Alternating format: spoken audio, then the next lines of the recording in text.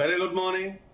మళ్ళీ తెలంగాణలో పాదయాత్రల పరంపర కొనసాగుతుంది. అంటే గతంలో ఉమ్మడి ఏపీ ఉన్నప్పుడు వైఎస్ రాజశేఖర రెడ్డి గారు పాదయాత్ర చేసి కాంగ్రెస్ అధికారంలోకి తీసుకొచ్చారు. ఆ తర్వాత జగన్, ఆ తర్వాత యువగలం పేరుతో లోకేష్, ఆ తర్వాత మొన్న అంటే అసెంబ్లీ ఎన్నికలకు ముందు డిప్యూటీ సీఎం బట్టి విక్రమార్క కూడా పాదయాత్ర చేసిన పరిస్థితి కనిపిస్తుంది. ఇప్పుడు మళ్ళీ కొత్తగా కేటీఆర్ పాదయాత్ర చేయబోతున్నారు. అక్కడ ఏపీలో జగన్ పాదయాత్ర చేయబోతున్నారు. ఏంటి పాదయాత్ర ఎలా చూడాలి మనం? సందీప్, మీకు ప్యానెల్లో ఉన్న మిత్రులకు, జీనియస్ ప్రేక్షకులకు మరొకసారి నమస్కారాలు.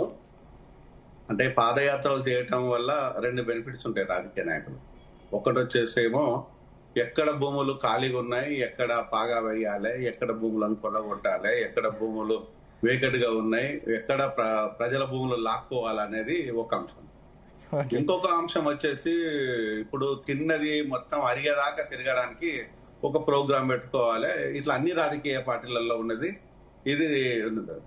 కానీ ఒకప్పటి పాదయాత్ర, నిజంగా పాదయాత్ర అనేది మనం చూసినట్టు అయితే ఎక్కడైతే పరిస్థితులను ఆ పరిస్థితులను తెలుసుకొని అవగాహన చేసుకొని ప్రజల కోసం పనిచేసే విధానాన్ని పాదయాత్ర అంటే ప్రజల దగ్గరికి పోయి వాళ్ళ స్థితిగతులను తెలుసుకొని వాళ్ళకుండే కష్ట సుఖాల్లో భాగస్వామిగా ఉండటం అనేది ఒక అప్పటి అంశం. కానీ ఇప్పటి అంశం దానికి పూర్తి విరుద్ధంగా ఉంది. అంటే ఇప్పుడు భూదాన్ అంటుంటాం. భూదాన్ లోపల అప్పుడు పాదయాత్ర మొదలైన పాదయాత్ర ఇది. అంటే ప్రజలతోని మమేకమై అక్కడ ఉండే పరిస్థితులను తెలుసుకొని ఆ భూదానం అనే అంశాన్ని ప్రజల్లోకి తీసుకెళ్ళడం కోసం పాదయాత్ర జరిగింది. సత్యాగ్రహం కోసం గాంధీజీ పాదయాత్ర చేశారు. కాన్సీరాము అధికారం కోసం పాదయాత్ర కాన్సీరామ్ గారు చేశారు. ఇట్లా ఉప్పు సత్యాగ్రహం లోపల మాకు ఉప్పు సత్యాగ్రహం గాంధీజీ అయితే మాకు నీళ్లు కావాలని అంబేద్కర్ గారు చేశారు. సో ఇందిరాగాంధీ గారు ఎక్కడ చేసినట్టయితే నాకు దాఖలాలు లేవు. మరి జితేంద్ర అన్న ఏమైనా చెప్పాలి. నాకు ఎక్కడో దగ్గర అంశాన్ని ఉంది కానీ అది పాదయాత్ర కాదు. సో అది భూపాలు అంశాల మీద కొంత జరిగింది. అది పాదయాత్ర కాదు కానీ అక్కడికి తను ఒంటరిగా నడుచుకుంటూ పోయిన దాఖలాలు ఉన్నది. అది వేరు విషయం. అది అంటే ఇట్లా చెప్పుకుంటూ పోతే చాలా అంశాలు నాయకులు ప్రజల దగ్గర పోవడానికి పాదయాత్ర జరిగింది. దాన్ని హర్షిస్తాం. కానీ ఇప్పటి పాదయాత్రలు అంటే 420 పాదయాత్రలు ఇవన్నీ.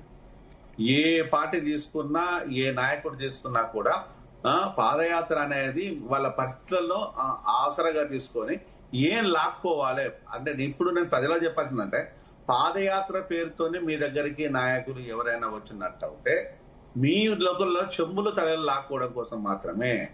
బట్టి విక్రమార్క పాదయాత్ర చేసి ఏం పీకి పడేసిండు గనక, రేవంత్ రెడ్డి పాదయాత్ర చేసి ఏం పీకి పడేసిండు, భారత్ జోడో యాత్ర రాహుల్ చేసిండు, సరే దాన్ని ఒక కొంత స్పష్టత ఉంది ఆయన.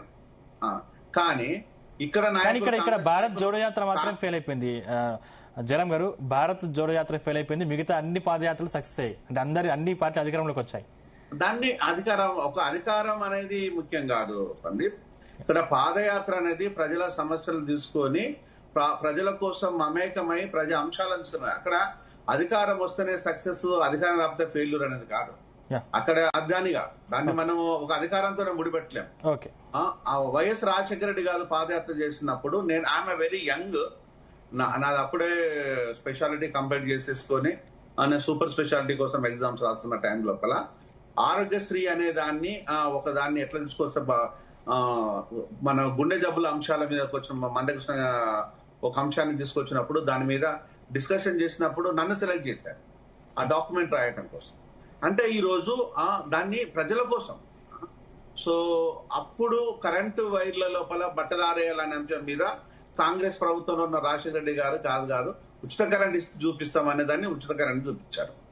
అప్పుడు చంద్రబాబు నాయుడు గారు బర్కత్పూర్ లోపల ముగ్గురు సబ్జెక్టు కరెక్షన్ ఇద్దరే అనుకుంటాను పోలీస్ కాల్పులలో చచ్చిపోయారు. ఏది విద్యుత్ ఛార్జీల నిర్ణయాలు పెంపును నిరసన లోపల భాగంగా ఇది జరిగింది.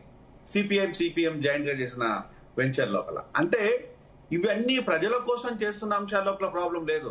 కానీ ఇప్పుడు పాదయాత్రలు చేసి ఏం చేసిండ్రు, పొంగులేటి శ్రీనివాసరెడ్డి ఉన్నాయని ఇళ్ళని కూడా పెరుక్కుంటున్నాడు. దానికి ఈరోజు ఫైనాన్స్ సంబంధించిన అంశాల లోపల బట్టి విక్రమార్క, హాస్పిటల్ లోపల మందులు సూదులు కనుక కొనకుండా రాజనరసింహ. ఈ రోజు కులం కుటుంబం వచ్చేసి రేవంత్ రెడ్డి. ఇలా చెప్పుకుంటూ పోతే ఆలీబాబా చాలీ చోర్ ఈరోజు కాంగ్రెస్ గవర్నమెంట్ లో చాలా క్లియర్ కనిపిస్తుంది. అంటే పాదయాత్రల మీద దయచేసి నాకు ఎలాంటి సదాభిప్రాయం లేదు. ఈ రోజు దొంగల యాత్ర అనేది అంటే చాలా బాగుంటుంది అనేది. ఈ రోజు రాజకీయ పార్టీలు యాత్ర పెడుతున్నాయి అంటేనే దొంగలు వస్తున్నారు జాగ్రత్త అని చెప్పాల్సి వస్తుంది. రేపు మాపం మేము ప్రెస్ మీట్ పెట్టి అవసరమైతే అది కూడా చెప్తాం.